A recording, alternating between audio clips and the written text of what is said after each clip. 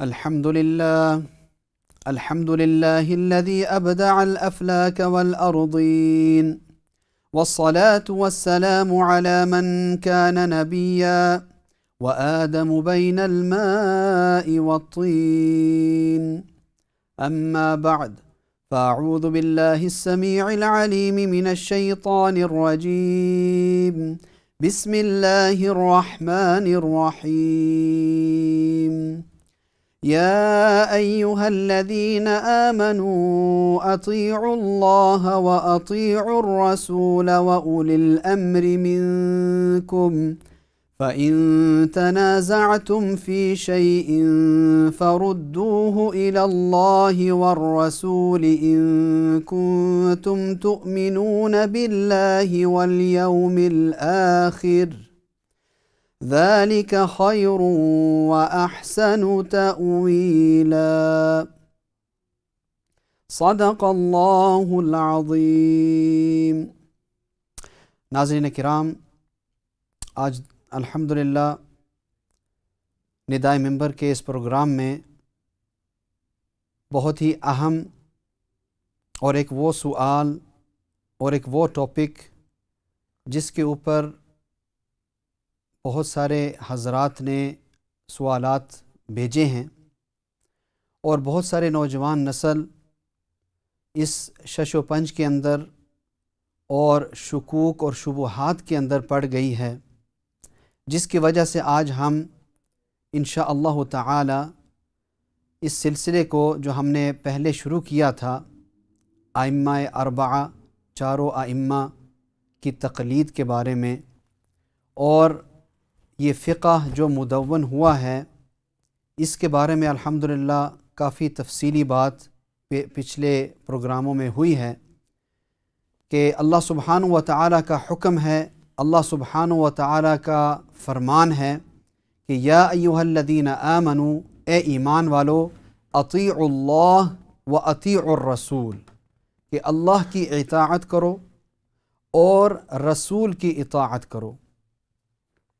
بہت ساری جگہوں پر، بہت ساری آیات کے اندر اللہ سبحانہ و تعالیٰ نے اس بات کو بار بار سمجھایا کہ اطاعت اللہ کی اور رسول کی بہت ہی اہم چیز ہے، اور اسلام کا دائرہ اور اسلام کی بیس اور اسلام کی بنیاد اس چیز کے اوپر رکھی گئی ہے، اطاعت کے اوپر، فرما برداری کے اوپر، سر خم تسلیم کرنے کے اوپر. یہی اسلام کا معنی ہے کہ ظاہری طور پر آدمی اللہ کے سامنے اپنے آپ کو، اپنی آراء کو تن من دھن کے ساتھ جھکا دے اور جو اللہ کا فرمان ہے اس کو قبول کر لے، چاہے عقل کے اندر وہ بات آئے یا نہ آئے، چاہے طبیعت اس کو قبول کرے یا نہ کرے، لیکن اللہ کا فرمان، اللہ کے رسول کا فرمان، اس کے سامنے انسان اور مسلمان بالکل جھک جائے اور اس کو قبول کر لے. اور بلکہ یہ ہماری بنیادی باتوں میں سے ہے. ایمان مفصل کے اندر ہم نے اس کا اقرار کیا ہے کہ ہم ایمان لائے اللہ پر اور اس کے رسول پر. تو انشاءاللہ تعالی آج کا جو ٹاپک ہوگا وہ اس کے اوپر ہوگا. اور جو میں نے آیت آپ کے سامنے تلاوت کی ہے، اللہ سبحانہ و تعالی قرآن پاک میں ارشاد فرماتے ہیں کہ اے ایمان والو، اللہ کی اطاعت کرو، اللہ کے رسول کی اطاعت کرو، وَأُولِي الْأَمْرِ مِنْكُمْ، اور اولی الامر کی اطاعت کرو. اولی الامر کون ہیں اس پر انشاءاللہ تعالی ہم آگے روشنی ڈالیں گے. اور ہمارے ساتھ آج ماشاءاللہ مولانا یاسر صاحب موجود ہیں. مولانا یاسر، السلام علیکم. وعلیکم السلام ورحمۃ اللہ وبرکاتہ. کیسے ہیں؟ خیریت سے؟ الحمدللہ، اللہ کا ٹھیک ٹھاک ماشاءاللہ. تو میں عرض کر رہا تھا کہ اللہ سبحانہ و تعالیٰ قرآن پاک میں ارشاد فرماتے ہیں کہ اے ایمان والو، اطاعت کرو اللہ کی اور رسول کی اور اولی الامر کی. فَإِن تَنَازَعْتُمْ فِي شَيْءٍ، اگر کسی چیز کے اندر تم اختلاف میں پڑ جاؤ، نزاع کے اندر پڑ جاؤ، فَرُدُّوهُ إِلَى اللَّهِ وَالرَّسُولِ إِن كُنتُمْ تُؤْمِنُونَ بِاللَّهِ وَالْيَوْمِ الْآخِرِ. تو اس مسئلے کو اللہ اور اللہ کے رسول یعنی کہ قرآن اور سنت کے دائرے کے اندر رکھ کر اس کو دیکھو اور اس کو حل کرو اور اس کو سمجھو۔ لیکن یہ ہو گیا اس کا یعنی کہ مفہوم آیت کا ایک ترجمہ ہو گیا۔ اب اس کی تفسیر کیا ہے، علماء کرام کیا فرماتے ہیں، اور علماء کرام تو بعد کی بات، خود نبی اکرم صلی اللہ علیہ وسلم کا کیا ارشاد ہے، اللہ کے رسول صلی اللہ علیہ وسلم کی تعلیمات کیا ہیں۔ اس لیے کہ نبی اکرم صلی اللہ علیہ وسلم کی تعلیمات، اللہ کے رسول کی سنتیں، اللہ کے رسول صلی اللہ علیہ وسلم کے جو فرمان ہیں اور جو تقاریر ہیں، یعنی کہ صحابہ کرام کی اللہ کے رسول صلی اللہ علیہ وسلم کے سامنے کچھ اعمال کیے اور اس پر اللہ کے رسول صلی اللہ علیہ وسلم نے اس کو پسند فرمایا، اور اللہ کے رسول صلی اللہ علیہ وسلم نے صحابہ کرام کی کیسی تربیت فرمائی، ان تمام چیزوں کی روشنی کے اندر ان آیات کو سمجھا جائے گا اور ان آیات کی یہ تفسیر بنے گی۔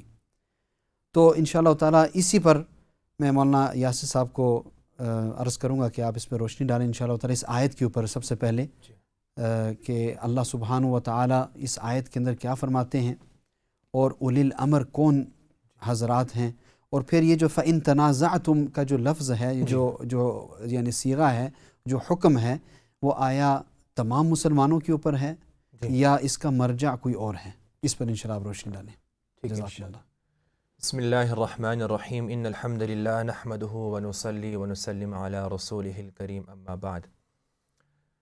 میرے بھائی، دوستوں، بزرگوں، بہنوں، ناظرین اکرام، جس طرح مولانا تحسین صاحب نے یہ بات شروع کے اندر فرمائی کہ آج کا جو پروگرام ہے بہت اہم پروگرام ہے، اور اس کا تعلق پچھلی پروگرام کے ساتھ ہے، جہاں پہ ہم نے وہ 72 اور 73 جو فرقے ہیں اس کے متعلق ہم نے گفتگو کی، اور اس پروگرام کا خلاصہ لب لباب یہی نکلا تھا کہ وہ جو ایک جماعت داخل ہوگی جنت میں، وہ بہت بڑی جماعت ہوگی، بہت بڑی جماعت ہوگی، اس امت کے کثیر افراد ہوں گے، اور ساتھ ساتھ یہ بھی عرض کیا تھا کہ اس جماعت کا نام اہل سنت والجماعت، اور یہ جو 72 فرقے جہنم میں جائے گی، یہ سب جائے گی ان کی وجہ بنیاد اور ایمانیات کے اندر اختلاف ہونے کی وجہ سے۔ اور یہ بھی سمجھایا تھا پچھلے ہفتے کہ اختلاف کی 2 قسم ہوتے ہیں، ایک ہوتا ہے اصولی اور ایک ہوتا ہے فروعی۔ اصولی کا مطلب یہ ہے کہ بنیادی باتوں کے اندر اختلاف کرنا، اور فروعی کا مطلب یہ ہے کہ احادیث کی جو معانی ہے، اس کے جو انٹرپریٹیشن ہے، اس کے اندر اختلاف کرنا۔ اور یہ جائزہ ہم نے لیا پچھلے ہفتے، ہمارے جو دو ساتھی تھے، مولانا حیات صاحب اور مولانا تحسین صاحب کے ساتھ، کہ وہ جو 72 فرقے جائیں گے جہنم میں، ان کی جو جانے کا جو بنیادی وجہ ہے وہ یہ ہے کہ وہ اصول کے اندر اسلام اور ایمان کی جو بنیادی باتیں ہیں اس کے اندر اختلاف کرتے ہیں۔ اور یہ جو جماعت، جو بڑی جو جماعت ہوگی، بہت بڑی، ان کے آپس میں بھی اختلاف ہوگا۔ اختلاف تو صحابہ کے درمیان بھی رہا، لیکن ان کا اختلاف یہ فروعی مسائل کی جو معانی ہے کہ نماز میں مثلا ہاتھ کہاں باندھنے ہیں، آیا ہاتھ اٹھانے ہیں یا نہیں، ایسے مسائل۔ تو الحمدللہ پچھلے ہفتے اس پر بات ہوئی۔ تو آج کا جو پروگرام ہے اس کا تعلق اس کے ساتھ ہے، وہ پہلے پروگرام آپ اس کو تمہید سمجھو، اور اس بات کو میں واضح کرنا چاہتا ہوں کہ ہمارے اس پروگرام سے مقصد کوئی اختلاف بڑھانا نہیں ہے، یا مسلمانوں کو اور کنفیوژن کے اندر، تشویش کے اندر ڈالنا نہیں ہے، بلکہ جو کنفیوژن ہے امت کے اندر، خاص طور پر ہماری جو نوجوان طبقہ ہے، مثبت انداز سے ایسی باتیں کہی جائے تاکہ ہمیں امید مل جائے اور تقویت مل جائے دین پر عمل کرنے کو، اور محبت بڑھے آپس میں۔ اس طرح صحابہ کے آپس میں اختلاف تو رہا، لیکن قرآن باوجود یہ کہ اختلاف ہونے کے فرماتے، اللہ کا ارشاد ہے کہ رحماء بینہم، آپس میں وہ بڑے شفقت کرنے والے، محبت کرنے والے، رحم کرنے والے تھے۔ تو اس کو آگے، پروگرام کو آگے لے جاتے ہوئے یہ جو ایک بہت بڑی جماعت داخل ہوگی جنت میں، بہت بڑی اہل سنت والجماعت، ان میں 4 مذاہب ہیں جس کو مذاہب 4 کہتے ہیں۔ امام ابو حنیفہ رحمۃ اللہ علیہ، امام مالک رحمۃ اللہ علیہ، امام شافعی رحمۃ اللہ علیہ، امام احمد بن حنبل رحمۃ اللہ علیہ، یہ 4 امام ہیں، سب نیک امام تھے. اور آج دنیا کے اندر 1000 سال سے اوپر زمانہ گزر چکا، اور آج دنیا کے اندر اکثر امت ان 4 مذاہب میں سے کسی مذہب کو فالو کرتا ہے. آپ ہمارے ہندوستان پاکستان کو دیکھیں، وہاں پہ اکثر حنفیت ہے. حجاز سعودی وغیرہ کی طرف وہاں پہ امام احمد بن حنبل کا مذہب راجح ہے. ایسے ہی آپ دیکھیں گے مغرب موروکو کے اندر، وہاں پہ امام مالک رحمۃ اللہ علیہ کا مذہب وغیرہ. تو یہ مذاہب ہے، 4 مذاہب.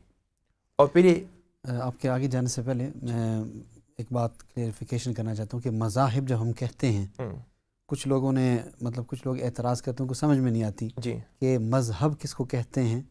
تو بعض علماء کرام اس لیے مسلک استعمال کرتے ہیں تاکہ وہ کنفیوژن نہ ہو جائے. اس لیے کہ مذہب بعض لوگ یہ سمجھتے ہیں کہ دین، جیسے کہ مذہب اسلام ہے، مذہب جو ہے عیسائیت ہے، تو اس طرح وہ سمجھتے ہیں کہ یہ شاید اس پہ بھی اگر آپ تھوڑی روشنی ڈال دیں. جزاک اللہ مولانا تحسین صاحب، آپ نے اس کی طرف توجہ دلائی. ہاں واقعی مذہب کا لفظ جب بولا جائے تو اردو کے اندر یہ اعتراض اٹھ سکتا ہے کہ مذہب سے مراد کوئی نیا دین. جی جی. تو اس لیے وہ ترجمہ کرتے ہیں مسلک کا. جی. یہاں پہ مذہب، یہ مذاہب، یہ جمع ہے مذہب کا.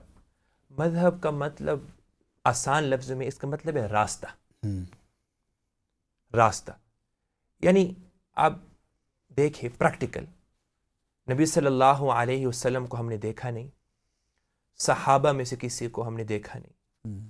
خیر القرون کا جو زمانہ ہے، پہلے جو 3 قرون جس کو سب سے the best of all times, the first 3 golden eras، جہاں پہ صحابہ اور صحابہ کے بعد تابعین، پھر تبع تابعین، ان میں سے کسی کو ہم نے دیکھا نہیں، نہ ملاقات ہوئی.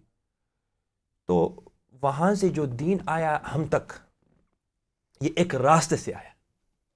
سبحان اللہ. وہاں سے جو دین آیا ہم تک، یہ ایک راستے سے آیا، ڈائریکٹ ہمارے پاس تو نہیں آیا. ایسے اس لیے اگر آپ ذرا غور کریں گے تاریخ پر کہ یہ مذاہب کہاں سے شروع ہوئے اور یہ کیا ہے، یہ اللہ سبحانہ و تعالیٰ کا ارادہ ہے. اللہ سبحانہ و تعالیٰ کے ہر کام کے اندر حکمت ہے. اگر ہم اس کو سمجھے یا نہ سمجھے، حکمت ضرور ہوتی ہے. ہر زمانے کے اندر اللہ نے مختلف اشخاص سے، مختلف افراد سے دین کا کام لیا. صحابہ کے زمانے میں دین کا انتشار اور دین کی تبلیغ کی ضرورت تھی، انہوں نے وہ کیا. اسی وجہ سے پچھلے ہفتے میں نے کہا کہ 3 بہت اہم لفظ ہیں. ایک ہے تکمیل، ایک ہے تبلیغ، ایک ہے تدوین. ابھی صحابہ کے زمانے میں، بھی کے زمانے میں جو دین کی تکمیل ہوئی، پھر صحابہ نے اس کی تبلیغ کیا، آگے دین کو آگے پہنچایا. ابھی اس دین کو جو مکمل دین ہے، صحابہ کے زمانے میں جو دین جو مکمل ہوا، اس دین کو ہم تک کیسے پہنچا؟ یہ ایک راستے سے پہنچا، اور وہ راستہ اللہ نے مختلف اشخاص کو چنا اس راستے کو بنانے کے لیے. امام ابو حنیفہ رحمۃ اللہ علیہ کے زمانے میں، امام ابو حنیفہ رحمۃ اللہ علیہ جو امام ہیں 4 میں سے، سب بڑے تھے، سب اللہ کے ولی تھے. ان کی جو پیدائش ہوئی 80 ہجری، اور صحیح قول کے مطابق وہ تابعی ہے.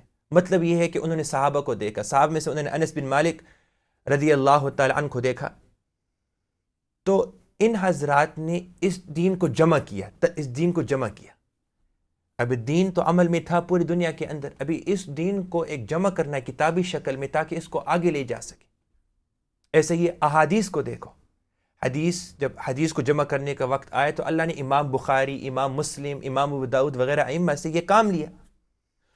تو یہ دین جو ہم تک آئے ایک راستے سے آیا. ابھی ہم اس راستے کو اپناتے ہیں تاکہ اس زمانے تک کا جو دین ہے وہاں ہم پہنچیں. تو ہمارا مذہب یعنی راستہ دین سمجھنے کا وہ ہے امام ابو حنیفہ مثال کے طور پر، لیکن ہماری جو منزل ہے، ہماری جو ڈیسٹینیشن ہے وہ نبی صلی اللہ علیہ وسلم ہے. تو مذہب امام ابو حنیفہ کا، لیکن مسلک منزل ہمارے نبی صلی اللہ علیہ وسلم. ہم دین، یہ کوئی دین نہیں ہے، وہی دین ہے، صرف ایک راستہ ہے تاکہ ہم وہاں تک پہنچ جائیں. اور یہ امت کی آسانی کے لیے، اگر انسان سمجھے، اگر سوچے، اگر کوئی چیز عمل کرنا ہو، کوئی بات پوچھنی ہو دین پر اور خود اس کو کرنا ہو، قرآن کی اندر اس کے تفاسیر اور اس کے معانی کے اندر خود اس کو غور کرنا ہو یا احادیث کی کتابیں اٹھا کر خود اس کو پڑھنا ہو، کتنا مشکل ہوگا، کتنا مشکل کام ہے. کتنے لوگ ٹیکسی ڈرائیور ہیں، کتنے لوگ کاروبار کرتے ہیں، کتنے یونیورسٹیوں میں پڑھتے ہیں، اپنے اپنے کام ہوتے ہیں.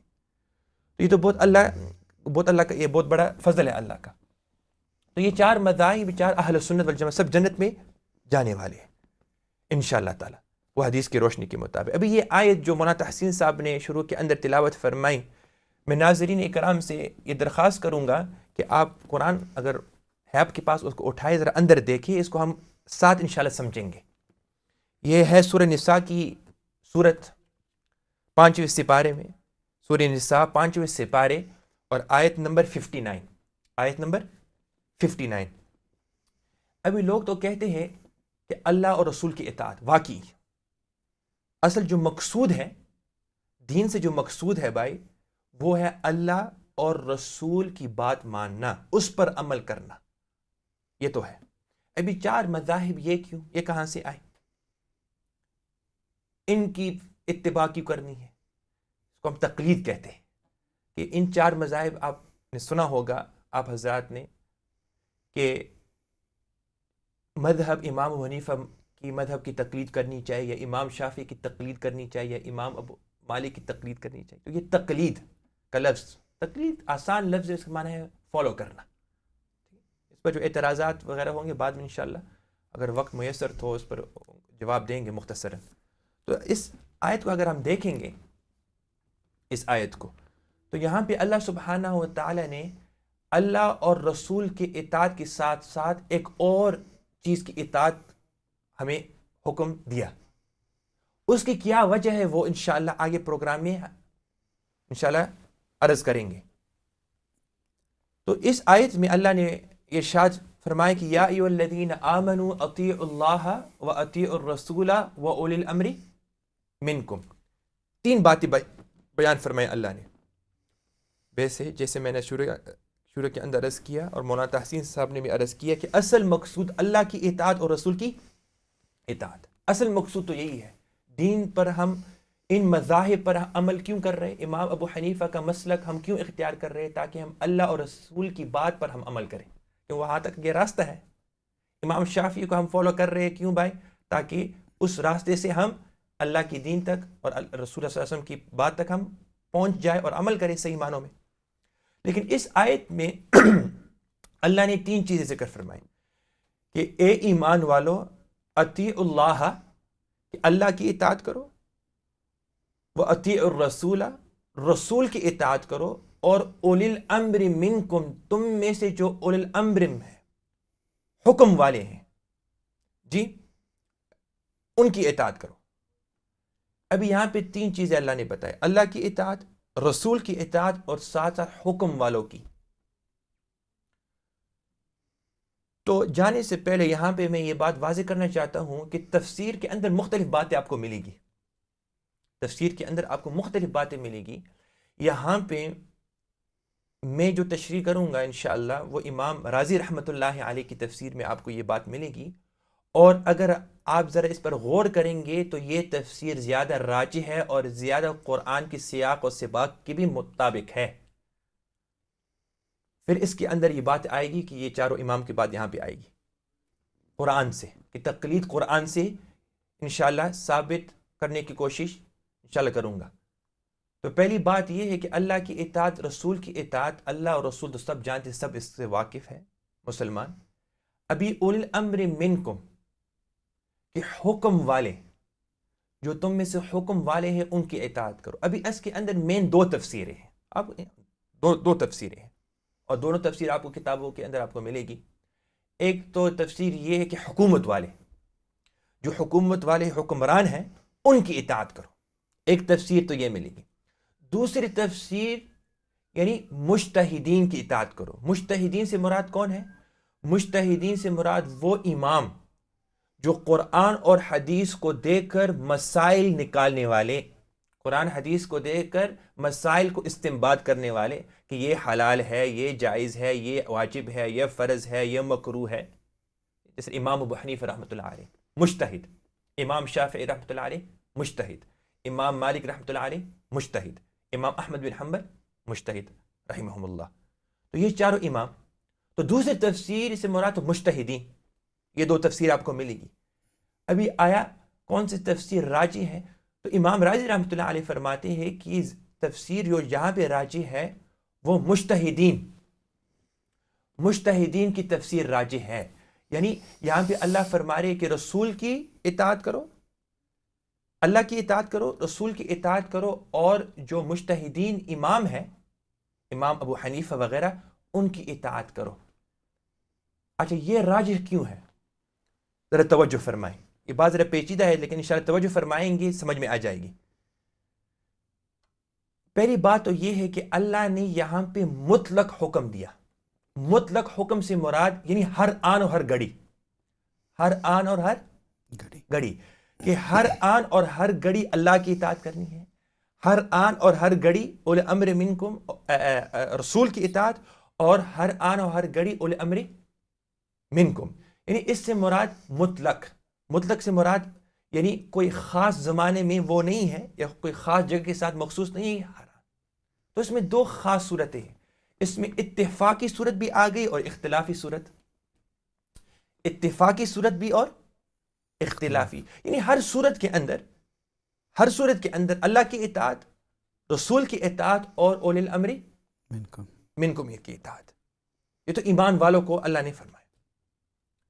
پھر اللہ نے کہا کہ فَإِن تَنَازَعْتُمْ، کہ اگر تم کسی چیز کے اندر اختلاف کرو تو پھر وہ چیز واپس لوٹاؤ اللہ اور رسول کی طرف. ان کنتم تؤمنون باللہ والیوم الآخر، اگر تم ایمان لاتے ہو اللہ پر اور آخرت کے دن پر.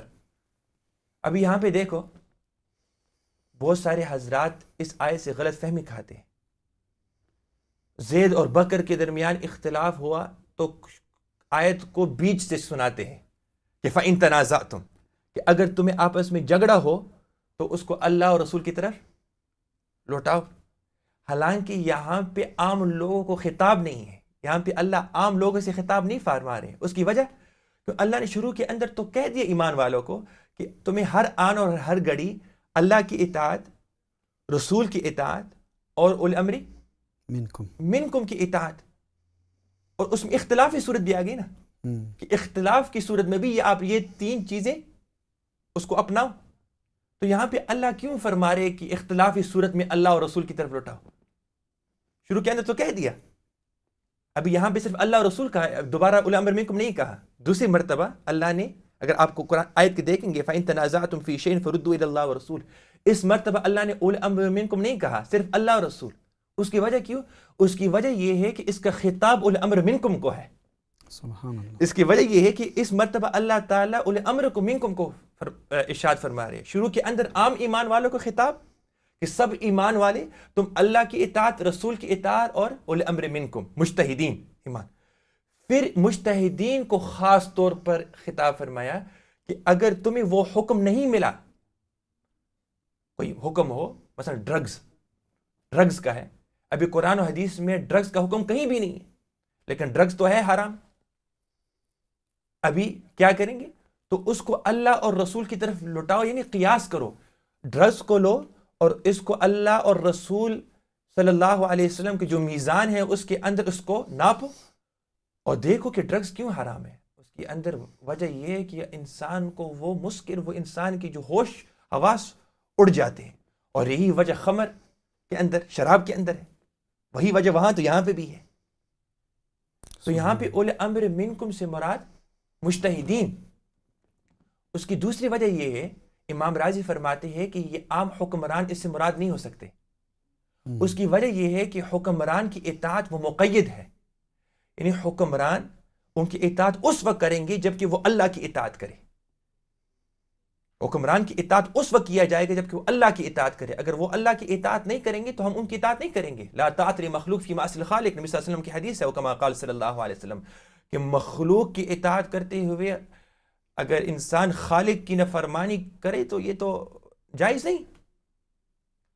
تو یہ حکمران کی اطاعت وہ مقید ہے، اور یہ تو قرآن کی پھر وہ فساد بلاغت کے خلاف ہوگا کہ اللہ نے مطلق حکم کیا، اللہ بھی مطلق، رسول بھی مطلق اور پھر اول امر منکم مقید ہو. سبحان اللہ. یہ تو ذرا گہری بات ہے، سوچیں تو یہ تو پھر اس کے خلاف ہے. تو یہاں سے مراد مجتہدین کیوں؟ کہ مجتہدین وہ تو امام ابو حنیفہ، امام شافعی، یہ تو سب اللہ، سب پوری امت اس کو اللہ والے مانتے ہیں، اور ان کی تقوی پر، ان کی اجتہاد پر، ان کی بزرگی پر پوری امت متفق ہے.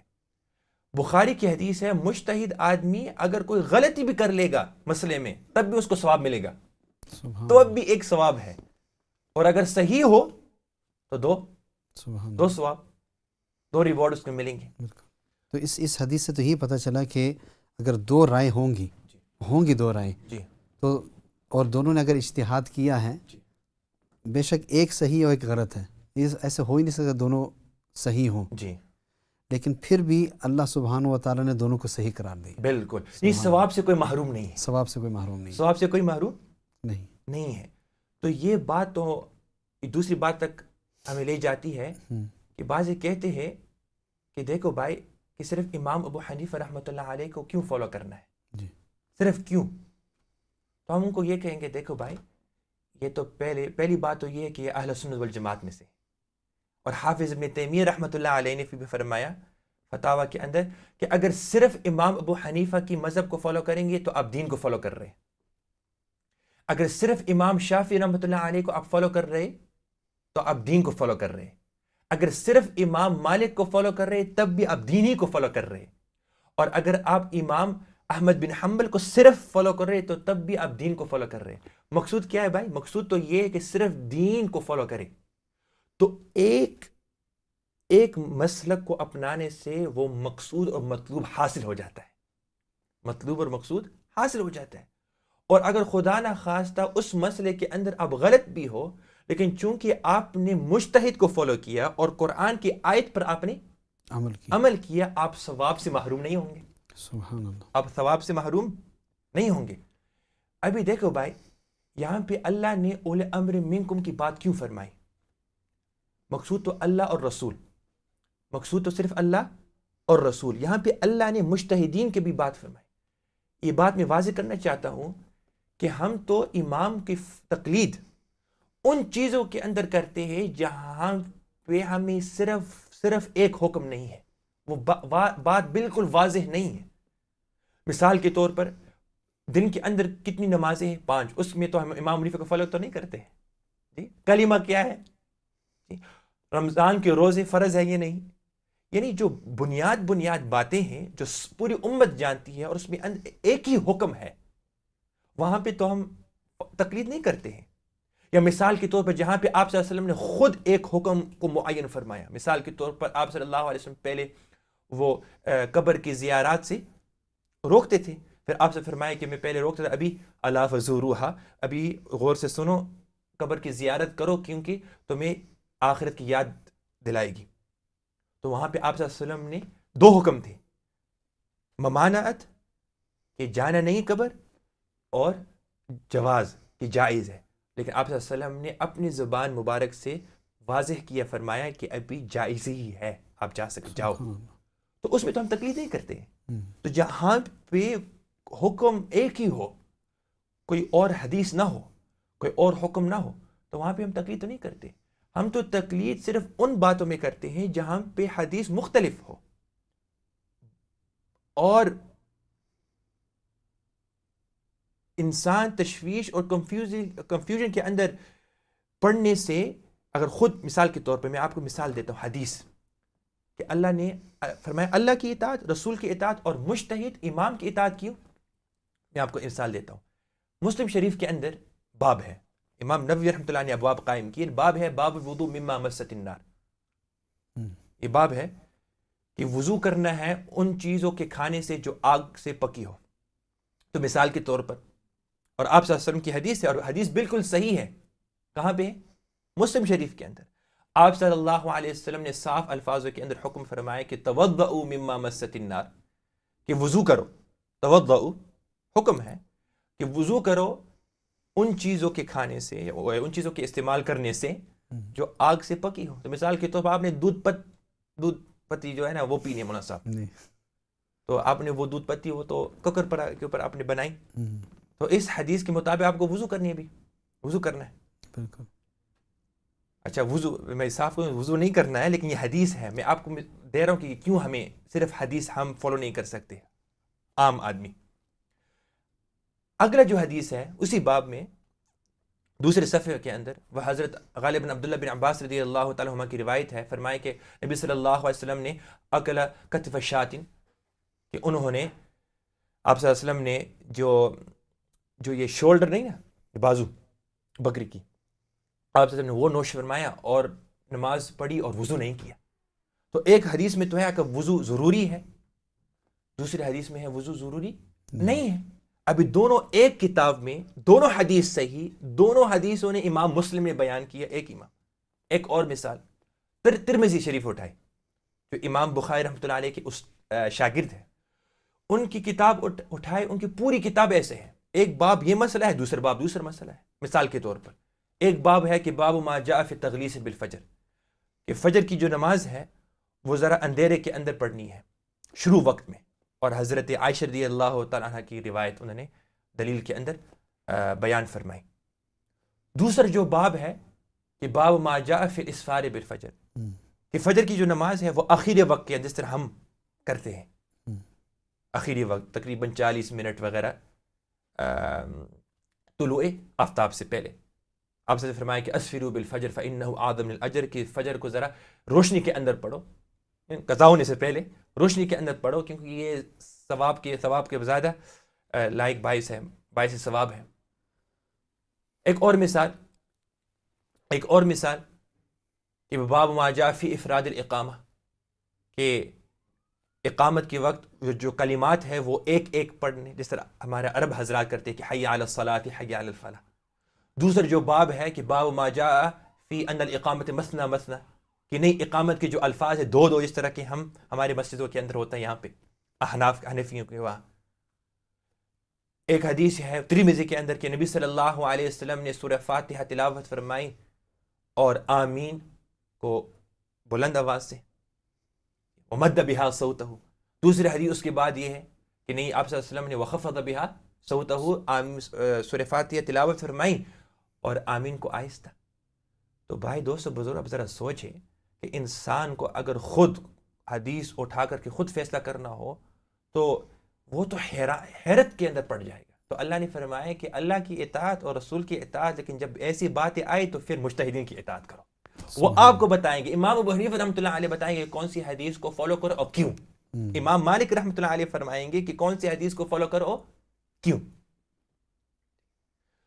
تو ایک آخری بات اسی پر، چار مذاہب پر اور ان کی فالو پر.